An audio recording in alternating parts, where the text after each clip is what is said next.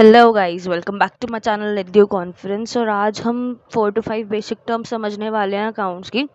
ठीक है, ये इसका पार्ट 1 है, पार्ट 2 भी बहुत जल्दी आएगा।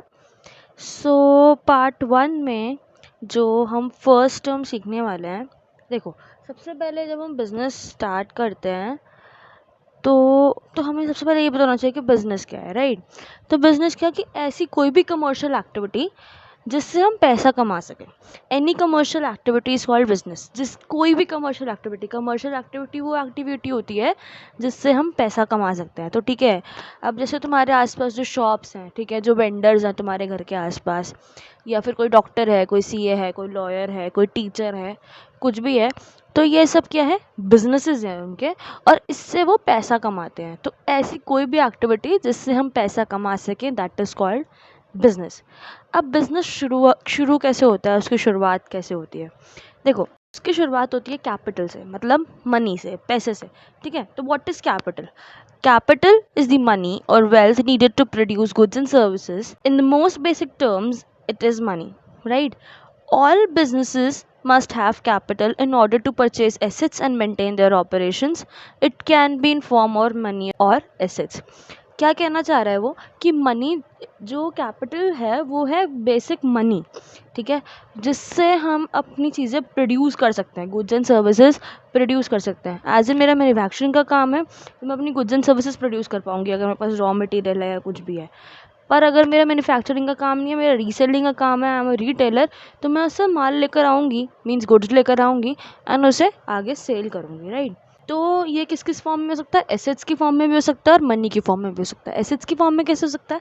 जैसे मेरे को शॉप ओपन करनी थी, तो मेरे पास घर पे एक पुरानी टेबल रखी थी, मैंने वो रीयूज़ करके अपने बिज़नेस में डाल दी। एक चेयर रखी थी, वो मैंने घर पे से उठाई और अपने बिज़नेस में डाल दी, तो ये एसेट हो गया, ठीक है।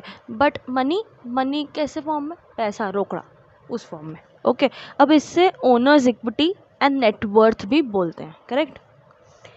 अब इससे हमने एक टर्म सीखी, एसेट। एसेट क्या होता है अब हम ये जानेंगे, ठीक है। An asset is a source of value that you own or lease that helps to run your business. मतलब कि एक ऐसा रिसोर्स, एक ऐसा सोर्स जिसको हम ओन करते हैं। मतलब मैंने क्या एग्जांपल दिया था लास्ट वाले में, वो फर्नीचर, उसे हम ओन करते थे। या फिर लीज मतलब हमने रेंट पे ले लिया, कहीं से रेंट पे जगह ले ली या कुछ और ले लिया, ठीक है, जो आपके बिजनेस को रन करने के लिए चाहिए होता है। उसके बाद नेक्स्ट में क्या लिखा है? Assets are resources that you can sell or convert into cash or use to produce value. मतलब कि ऐसे रिसोर्सेज जिसको हम सेल करें या फिर उसे हम कैश में कन्वर्ट कर सकते हैं या उससे हम चीज़ें प्रोड्यूस कर सकते हैं। अब मैन्युफैक्चरिंग यूनिट में मैंने क्या बताया था कि मैं रॉ मटेरियल लाई, मैंने उससे प्रोसेस किया और आगे सेल किया। तो इस केस में रॉ मटेरियल भी हमारा एसेट है और मशीनरी भी हमारी एसेट है। रॉ मटेरियल कैसे एसेट है कि उससे हम प्रोड्यूस कर सकते हैं, और मशीनरी वो हमारा प्रोडक्शन यूनिट है जिससे हम प्रोड्यूस करेंगे। और जो निकल के आएगा फाइनल प्रोडक्ट, फिनिश्ड गुड, वो भी क्या होगा? हमारा एसेट, क्योंकि उसे हम सेल करके पैसे कमाएंगे। Got that? तो फॉर एग्जांपल कैश हो गया, चेक हो गया, furniture, goodwill, investments, computer, building, debtors etcetera. So I hope you got that till now. So अब आते हैं एसेट्स के टाइप्स। तो एसेट्स के ना बेसिक 3 टाइप्स होते हैं, ठीक है। Non current assets and fictitious asset. तो सबसे पहले बात करते हैं करंट एसेट्स की। Current assets are those assets which are likely to be utilized in business activities resulting in their liquidation, that is, conversion into money in a short period of time of under 1 financial year। मतलब कि पैसा, ऐसा रोकड़ा जो 1 साल के अंदर अंदर तक हमें, मतलब हम उसे मनी में कन्वर्ट कर सकते हैं, दैट आर करंट एसेट्स, ठीक है। अब current assets are important to a business as they are utilize to fund its working capital requirements. बहुत मेजर पॉइंट है कि ये हमारी working capital needs, working capital requirements fulfil करता है। एज इन, सामान अपना सेल किया, उससे मुझे पैसा आया, तभी तो मैं नया माल लेकर आ पाऊँगी, नया स्टॉक लेकर आ पाऊँगी, नया गुड लेकर आ पाऊँगी, ठीक है।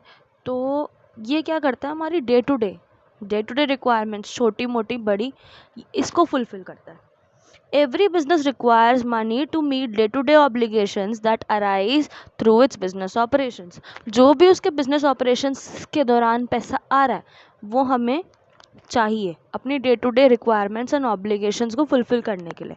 For example cash and bank balance, cash equivalent, stock, inventory, जो कि हम एक साल में कंज्यूम या सोल्ड कर देते हैं। क्लियर? अब next type is non current assets. Non-current assets are those assets which cannot be liquidated, that is converted into money within a year, जो कि हम एक साल में कन्वर्ट नहीं कर पाते हैं। These assets generally have an enduring benefit for a business as they are capable for generating future revenue for the business. ये क्या है? ये ऐसे एसेट्स हैं जो कि फ्यूचर बेनिफिट में उनके काम आने वाले हैं, उनका रेवेन्यू जनरेट करने के लिए। अब इन्हें फिक्स्ड एसेट भी कहा जाता है। इन्हें दो टाइप में हम डिवाइड करते हैं, टैंजिबल एंड इनटैंजिबल। अब टैंजिबल एसेट्स क्या है? टैंजिबल एसेट्स वो हैं जिनको हम टच कर सकते हैं, जिनको हम छू सकते हैं, ठीक है? जैसे कैश हो गया, inventory, vehicles, equipments, building and investments.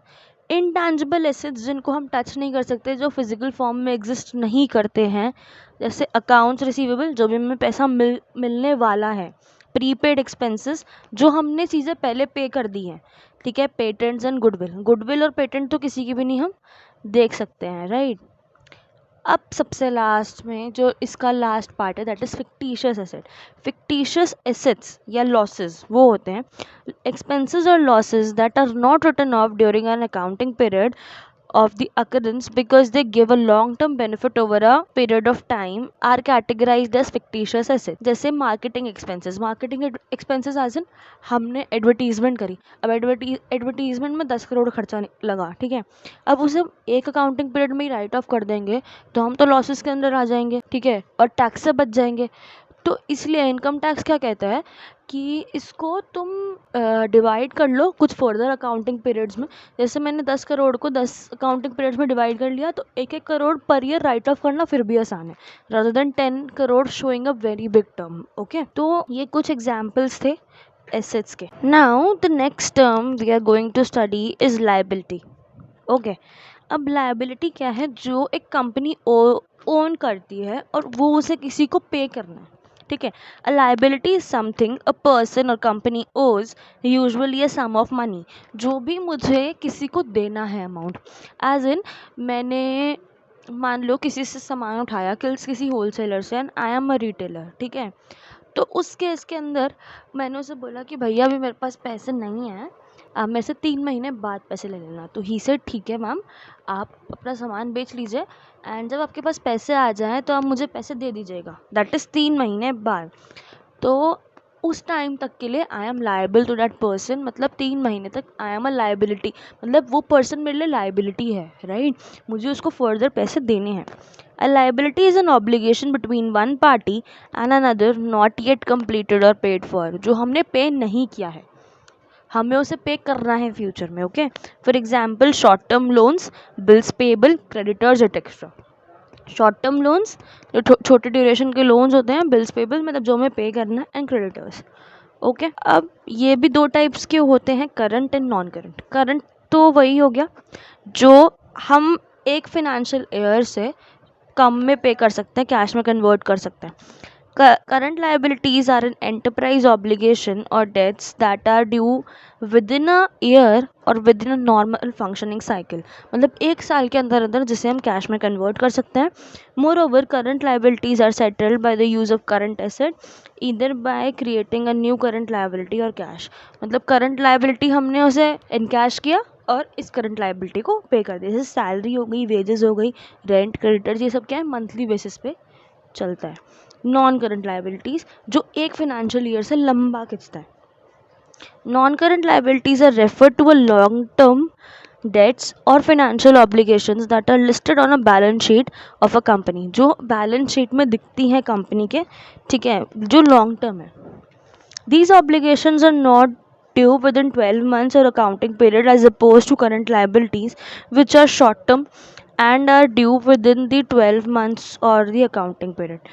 तो जो ये obligations हैं वो 12 महीने के अंदर ड्यू हो जाती हैं, ठीक है, एक अकाउंटिंग पीरियड के, और हम इसे अपोज कर सकते हैं। और ये शॉर्ट टर्म नहीं होती जो 12 मंथ से कम में ख़त्म हो जाए, लॉन्ग टर्म होती हैं जो 12 महीने से भी ऊपर चलती हैं, जैसे लॉन्ग टर्म लोन्स जो हम बैंक से लेते हैं, long term bonds. So that's it for today. and please write down in the comment section, you write, did you